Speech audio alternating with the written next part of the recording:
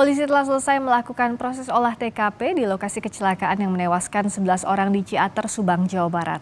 Petugas melakukan 3D laser scanner di 13 titik lokasi kecelakaan bus. Proses pemindaian laser dimulai dari titik awal mobil kehilangan kendali hingga lokasi bus terbalik dan menabrak tiang listrik.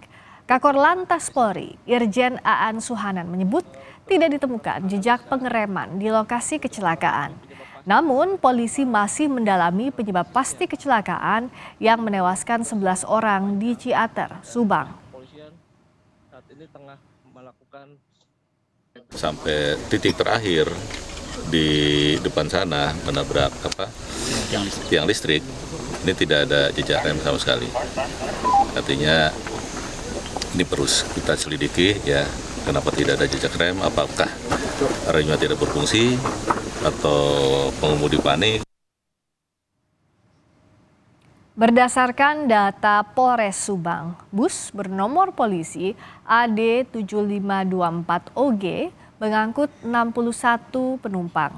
Kecelakaan terjadi pukul 18.45 waktu Indonesia Barat saat bus melintasi jalan menurun dari arah selatan menuju utara. Bus sempat menabrak sebuah mobil yang datang dari arah berlawanan.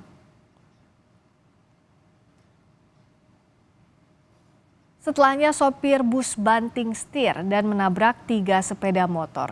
Bus baru berhenti setelah menabrak tiang di bahu jalan arah Subang menuju Bandung, tepat di depan Masjid As-Saadah.